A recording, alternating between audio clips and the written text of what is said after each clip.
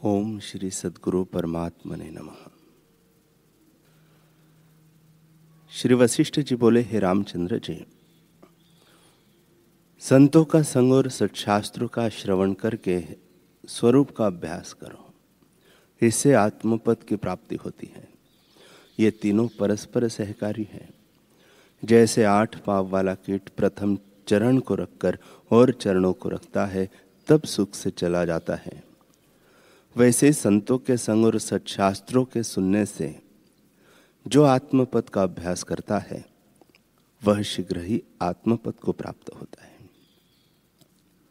उसे जगत का अभाव हो जाता है। हे रामचंद्र जी, जगत के भाव और अभाव को ज्ञानी जानता है। जैसे अग्नि में सूखा तृण डालो तो देख नहीं पड़ता, वैसे ही ज्ञानवान को जगत नहीं दिखता। हे रामचंद्र जी, ज्ञानवान महापुरुष सर्वदा समाधि में है, कभी अहम का उत्थान नहीं होता। जब तक उस पद को प्राप्त न हो, तब तक साधना में लगा रहे, और जब उस पद को प्राप्त हो, तब फिर कोई यत्न करना बाकी नहीं रहता। हे रामचंद्र जी, इस चित्त के 2 प्रवाह है, एक तो जगत की ओर जाता है और दूसरा स्वरूप की ओर। जो जगत की ओर जाता है वह औपाधिक है, और जो स्वरूप की ओर जाता है वह उपाधि को दूर करने वाला है। जैसे एक लकड़ी गीली और एक सूखी होती है, जो गीली है उसमें उपाधि जल है, वह फैल जाता है, और जब जल नष्ट हो जाता है तब वह शुद्ध होती है, फिर प्रफुल्लित नहीं होती। वैसे ही संसार की सत्यता से चित्त बढ़ता है, और जब संसार की वासना नष्ट होती है तब शुद्ध पद पाता है। हे रामचंद्र जी, वाद भी 2 प्रकार के हैं। जो वाद किसी को दुख दे उसे मूर्ख करते हैं, और जो परस्पर मित्र भाव से तत्व का निरूपण करे वह वाद ज्ञानवान करते हैं। जो जैसा वाद करता है उन्हें उसका दृढ़ अभ्यास होता है, और वैसा ही रूप उनका हो जाता है। जो झगड़ा करते हैं उनका वही रूप हो जाता है, और जो मित्रता से स्वरूप का वाद करते हैं तो उनका वही रूप होता है। इससे उस पद को पाकर तुम परम शांति को प्राप्त हो जाओ। श्री योग वासिष्ठ महारामायण उपशम प्रकरण सर्ग 19। श्री वशिष्ठ जी बोले, हे रामचंद्र जी, एक पुरातन इतिहास है जो बड़े भाई ने छोटे भाई से कहा है, उसे तुम सुनो। इसी जम्बू द्वीप के किसी स्थान में महेंद्र नाम एक पर्वत है। वह कल्प वृक्ष था, और उसकी छाया के नीचे देवता और किन्नर आकर विश्राम करते थे। उस पर्वत के बड़े शिखर बहुत ऊंचे और ब्रह्मलोक पर्यंत गए थे, जिन पर देवता सामवेद की ध्वनि करते थे। किसी और जल से पूर्ण बड़े मेघ विचरते थे, कहीं पुष्प से पूर्ण लता थी, कहीं जल के झरने बहते थे और कंदरा के साथ उछलते मानो समुद्र के तरंग उछलते थे।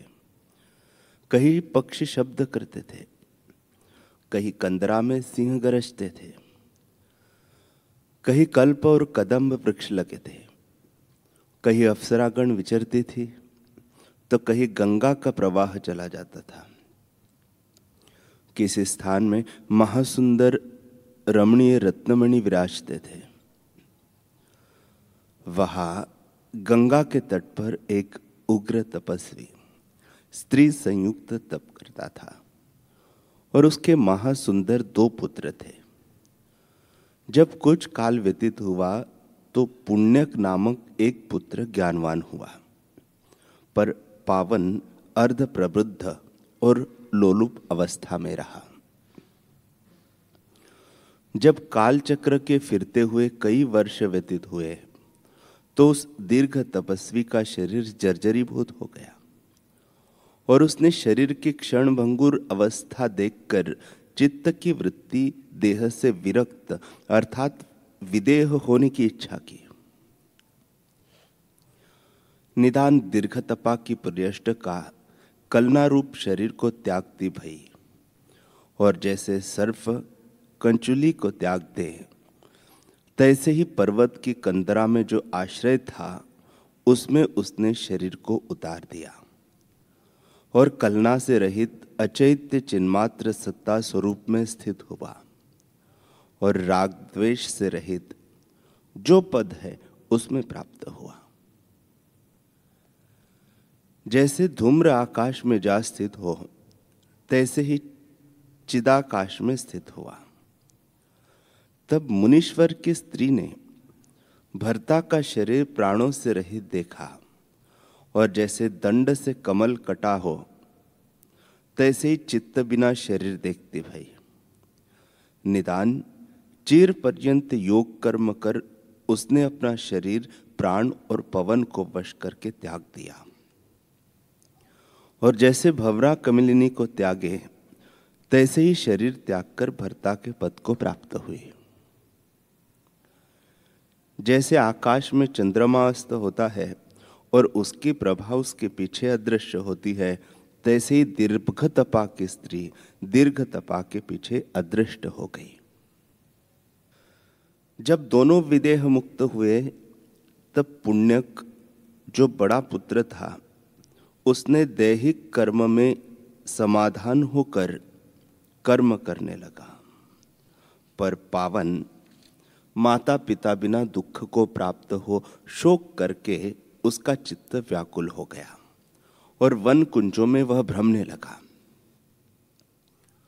पुण्यक जो माता पिता की देहादिक क्रिया करता था, जहां पावन शोक से विलाप करता था, आया, और भाई को शोक संयुक्त देखकर पुण्यक ने कहा, हे भाई, शोक क्यों करते हो?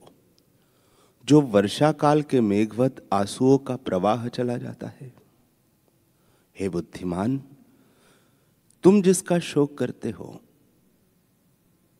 तुम्हारे पिता और माता तो आत्मपद को प्राप्त हुए हो, जो मोक्षपद है। वही सब जीवों का स्थान है और ज्ञानवानों का स्वरूप है। यद्यपि सबका अपना आप स्वरूप एक ही है, तो भी ज्ञानवान को इस प्रकार भासता है और अज्ञानी को ऐसे नहीं भासता। वे तो ज्ञानवान थे और अपने स्वरूप में प्राप्त हुए हैं, उनका शोक तुम किस निमित्त करते हो? यह क्या भावना तुमने की है? संसार में जो शोक मोक्षदायक है वह तू नहीं करता, और जो शोक करने योग्य नहीं वह करता है। न वह तेरी माता थी, न वह तेरा पिता था, और न तो उनका पुत्र है। कई तेरे माता पिता हो गए हैं और कई पुत्र हो गए हैं। असंख्य बार तो उनका पुत्र हुआ है और असंख्य पुत्र उन्होंने उत्पन्न किए हैं, और अनेक पुत्र मित्र बांधवों के समूह तेरे जन्म जन्म के बीच हो गए हैं। जैसे ऋतु ऋतु में बड़े वृक्षों की शाखाओं में फल होते और नष्ट हो जाते हैं, तैसे ही जन्म होते हैं। तो काहे को पिता माता के स्नेह में शोक करता है? जो तेरे सहस्त्रों माता पिता होकर बीत गए हैं, उनका शोक काहे को नहीं करता? जो तू इस जन्म के बांधवों का शोक करता है, तो उनका भी शोक कर। हे महाभाग, जो प्रपंच तुझको दृष्टि आता है वह जगत भ्रम है। परमार्थ में न कोई जगत है, न कोई मित्र है और न कोई बांधव है।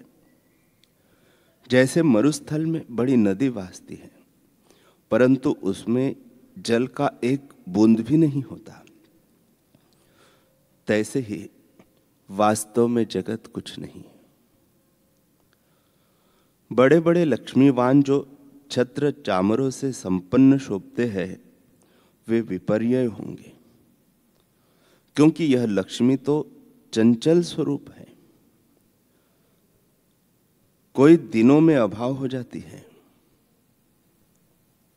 हे भाई, तो परमार्थ दृष्टि से विचार कर देख, न तू है और न जगत है। यह दृश्य भ्रांति रूप है, इसको हृदय से त्याग। इसी माया दृष्टि से बार बार उपजता है और विनष्टा है। यह जगत अपने संकल्प से उपजा है, इसमें सत्य पदार्थ कोई नहीं है। अज्ञान रूपी मरुस्थल में जगत रूपी नदी है और उसमें शुभ अशुभ रूपी तरंग उपजते और फिर नष्ट हो जाते हैं। पुण्यक बोले, हे भाई, तेरे कई माता और कई पिता होकर मिट गए हैं। जैसे वायु से धूल के कण के उड़ते हैं, तैसे बांधव है। न कोई मित्र है और न कोई शत्रु है। संपूर्ण जगत भ्रांति रूप है और उसमें जैसी भावना फुरती है तैसे ही हो भासती है। बांधव, मित्र, पुत्र आदि को में जो स्नेह होता है सो मोह से कल्पित है और अपने मन से माता पिता आदि संज्ञा कल्पी है। जगत प्रपंच में जैसे संज्ञा कल्पता है तैसे ही हो भासती है। जहां बांधव की भावना होती है वह बांधव भासता है और जहां और की भावना होती है वह और ही भासता है। जो अमृत में विष की भावना होती है तो अमृत भी विष हो जाता है। सो कुछ अमृत में विष नहीं, भावना रूप भासता है। तैसे ही न कोई बांधव है और न कोई शत्रु है। सर्वदा काल विद्यमान एक सर्वगत सर्वात्मा पुरुष स्थित है।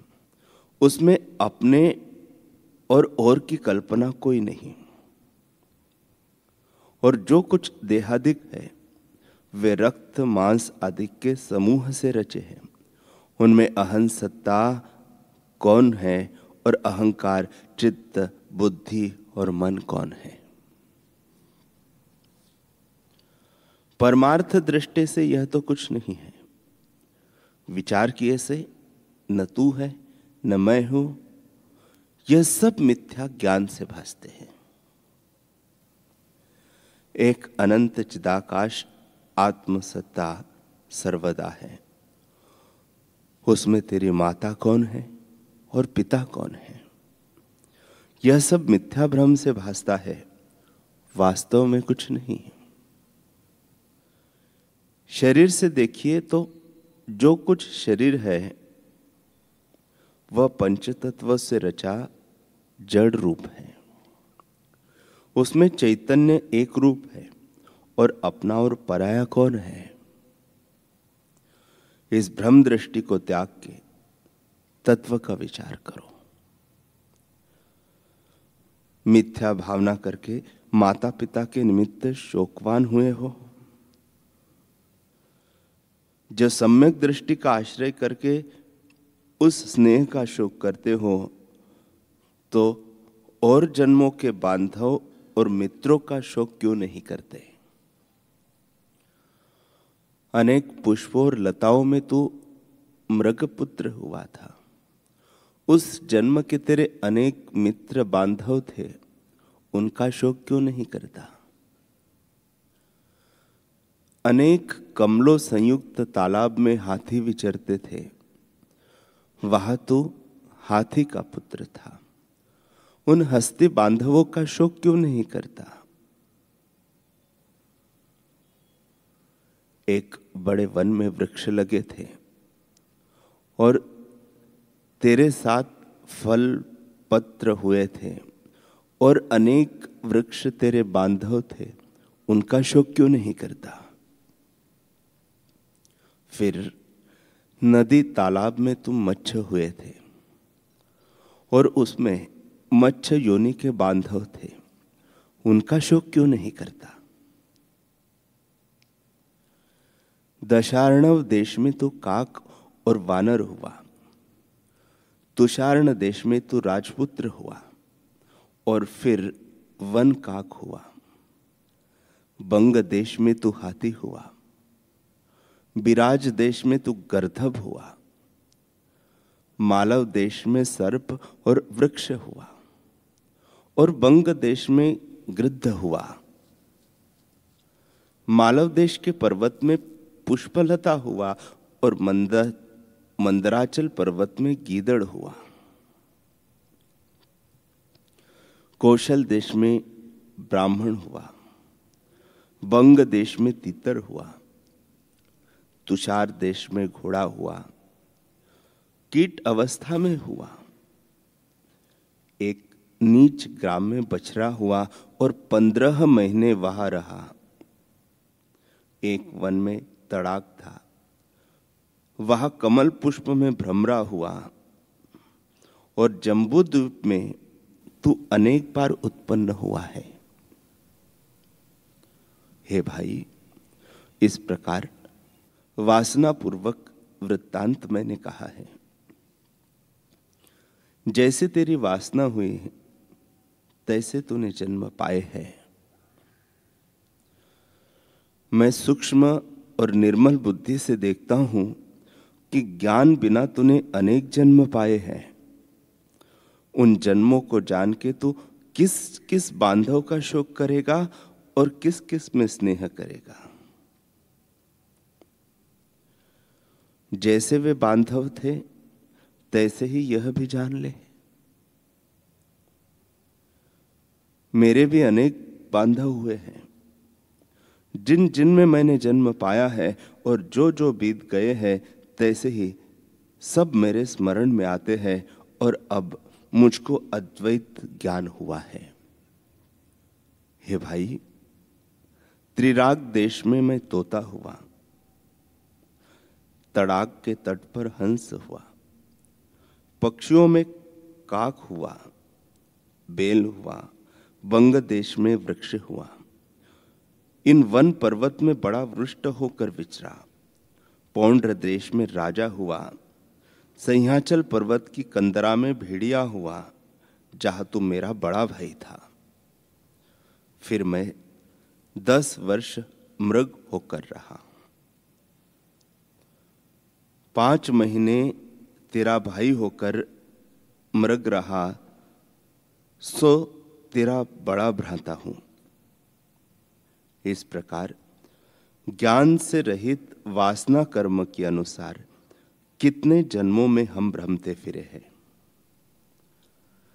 मैंने तुझसे सब कहा है और सब मुझको स्मरण है। इस प्रकार जगत जाल की स्थिति मैंने तुझसे कही है। तेरे और मेरे अनेक जन्म के माता पिता भाई और मित्र हुए हैं, उनका शोक तू क्यों नहीं करता?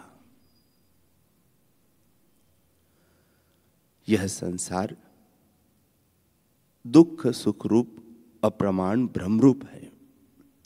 इस कारण सबको त्याग कर अपने स्वरूप में स्थित हो जाओ।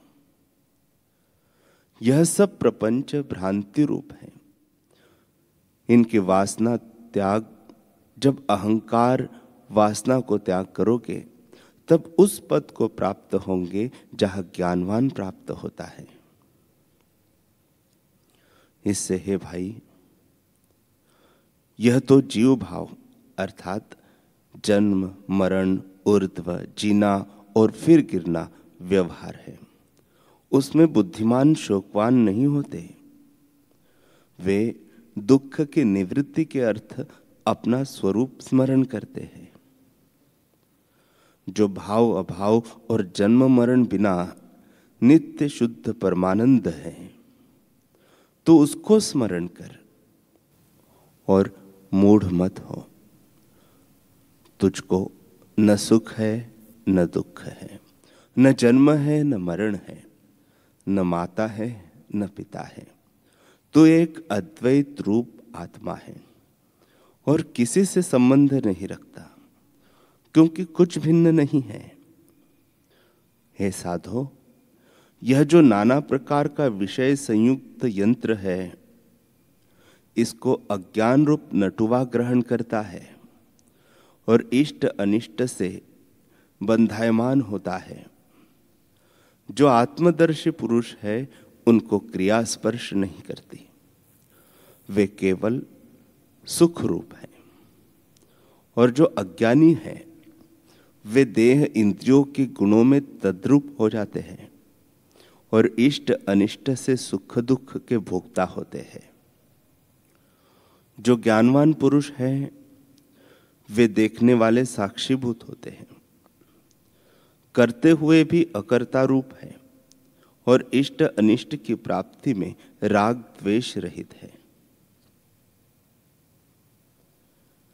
जैसे दर्पण में प्रतिबिंब आ पड़ता है, परंतु दर्पण भले बुरे रंग से रंजित नहीं होता, तैसे ही ज्ञानवान राग द्वेष से रंजित नहीं होता। अब इच्छा और भय कलना से रहित स्वच्छ आत्मसत्ता सदा प्रफुल्लित रूप है और पुत्र कलत्र बांधवों के स्नेह से रहित है और उसका हृदय कमल सर्व इच्छा और अहम मम से रहित अपने स्वरूप में संतुष्टवान होता है। इससे मिथ्या देहादिकों की भावना को त्याग कर अपने नित्य शुद्ध शांत और परमानंद स्वरूप में तू भी स्थित हो। तू तो पर ब्रह्म और निर्मल रूप है। श्री वशिष्ठ जी बोले, हे रामचंद्र जी, जब इस प्रकार पुण्यक ने पावन को बोध उपदेश किया, तब पावन बोधवान हुआ। तब दोनों ज्ञान के पारगामी और निरीक्षित आनंदित पुरुष होकर चिरकाल पर्यंत विचरते रहे और फिर दोनों विदेह मुक्त निर्वाण पद को प्राप्त हुए। जैसे तेल से रहित दीपक निर्वाण हो जाता है, तैसे ही प्रारब्ध कर्म के क्षीण हुए दोनों विदेह मुक्त हुए। हे रामचंद्र जी, इसी प्रकार तू भी जान। जैसे वे मित्र बांधव धन आदि के स्नेह से रहित होकर विचरे, तैसे ही तुम भी स्नेह से रहित होकर विचरो। और जैसे उन्होंने विचार किया था, तैसे ही तुम भी करो। इस मिथ्यारूप संसार में किसकी इच्छा करे और किसका त्याग करे, ऐसे विचार कर अनंत इच्छा और तृष्णा का त्याग करना यही औषध है। तृष्णा रूपी इच्छा का पालना औषध नहीं है, क्योंकि पालने से पूर्णता कदाचित नहीं होती। जो कुछ जगत है वह चित्त से उत्पन्न हुआ है और चित्त के नष्ट हुए संसार दुख नष्ट हो जाता है। जैसे काष्ठ के पानी से अग्नि बढ़ता जाता है और काष्ठ से रहित शांत हो जाता है, तैसे ही चित्त की चिंतना से जगत विस्तार पाता है और चिंतना से रहित शांत हो जाता है। हे रामचंद्र जी, ध्येय वासनावान त्यागी रूप रथ पर आरूढ़ होकर रहो। करुणा, दया और उदारता संयुक्त होकर लोगों में विचरो और इष्ट अनिष्ट में राग द्वेष से रहित हो रहो। यह ब्रह्म स्थिति मैंने तुमसे कही। निष्काम, निर्दोष और स्वस्थ रूप को पाकर फिर मोह को नहीं प्राप्त होता। परम आकाश ही इसका हृदय मात्र विवेक है और बुद्धि इसकी सखी है, जिसके निकट विवेक और बुद्धि है वे परम व्यवहार करते भी संकट को नहीं प्राप्त होते। इससे तुम परम विवेक और बुद्धि का संग लेकर जगत में विचरोगे, तब संकट और दुख से मोहित न होंगे। नाना प्रकार के दुख, संकट, स्नेह आदि विकार रूप जो समुद्र है, उसके तरने के निमित्त एक अपना धैर्य रूपी बेड़ा है और कोई उपाय नहीं। सो धैर्य क्या है? दृश्य जगत से वैराग्य और सच्शास्त्र का विचार। इन श्रेष्ठ गुणों के अभ्यास से आत्मपद की प्राप्ति होती है। वह आत्मपद त्रिलोकी के ऐश्वर्य रूपी रत्नों का भंडार ही है, जो त्रिलोकी के ऐश्वर्य से भी नहीं प्राप्त होता। वह वैराग्य, विचार, अभ्यास और चित्त के स्थिर करने से प्राप्त होता है। जब तक मनुष्य जगत कोश में उपजता है और मन तृष्णा रूपी ताप से रहित नहीं होता, तब तक कष्ट है। और जब आत्म विवेक से मन पूर्ण होता है, तब सब जगत अमृत रूप भासता है। जैसे जूती के पहनने से सब पृथ्वी चर्म से वेष्टित सी हो जाती है, तैसे ही पूर्ण पद इच्छा और तृष्णा के त्यागने से पाता है। जैसे शरद काल का आकाश मेघों से रहित निर्मल होता है, तैसे ही इच्छा से रहित पुरुष निर्मल होता है। जिन पुरुषों के हृदय में आशा फुरती है, उनके वश हुए चित्त शून्य हो जाता है।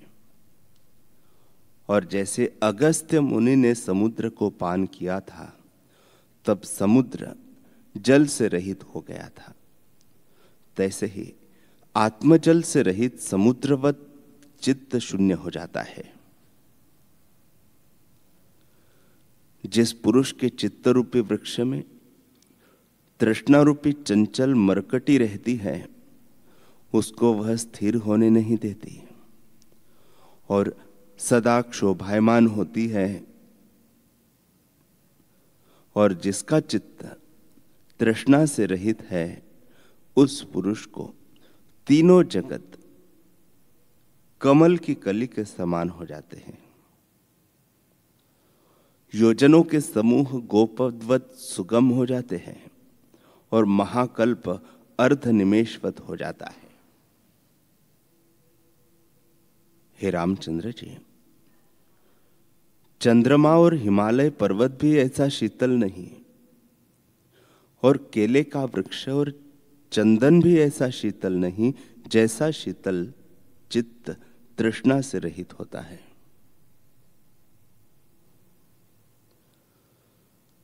पूर्णमासिका का चंद्रमा और क्षीर समुद्र भी ऐसा सुंदर नहीं, और लक्ष्मी का मुख भी ऐसा नहीं, जैसा इच्छा से रहित मन शोभायमान हो जाता है। जैसे चंद्रमा की प्रभा को मेघ ढांप लेता है और शुद्ध स्थानों को अपवित्र लेपन मलिन करता है, तैसे ही अहंता रूप पिशाचिनी पुरुषों को मलिन करती है। चित्त रूपी वृक्ष के बड़े बड़े टास दिशा विदिशा में फैल रहे हैं, सो आशा रूप है। जब विवेक रूपी कुल्हाड़े से उनको काटेंगे, तब अचित पद की प्राप्ति होगी, और तभी एक स्थान रूपी चित्त रहेगा। अविवेक और अधैर्य तृष्णा शाखा संयुक्त है, उनकी अनेक शाखा फिर होंगी।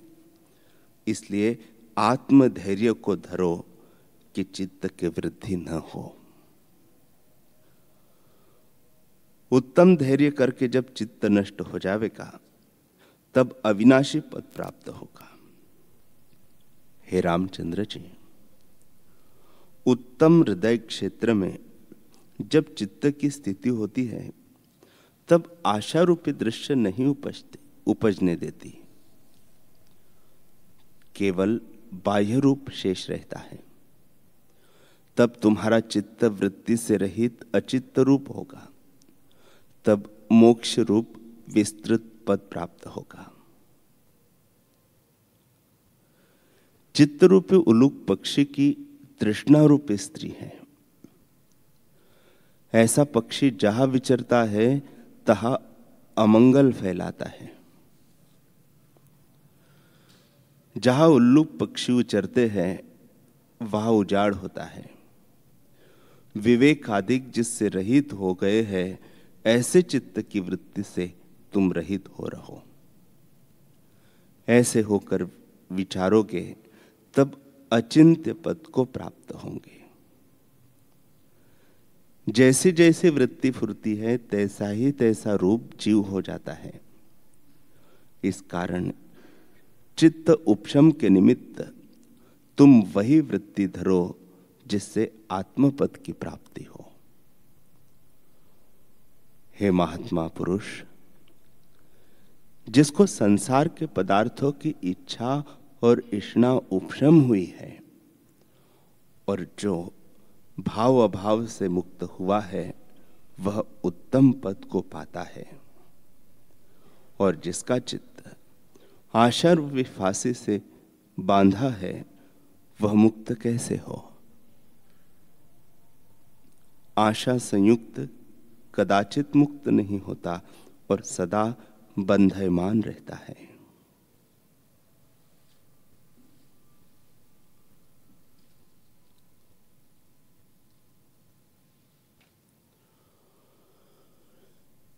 हरि ओम।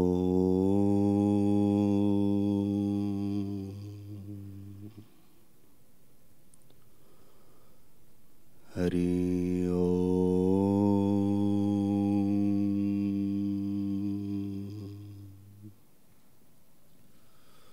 ओम सहना भवतु सहनौ भुनक्तु सह वीर्यं करवावहे तेजस्विनावधीतमस्तु मा विद्विषावहे। ओम शांति शांति शांति। श्री सद्गुरुदेव भगवान की जय।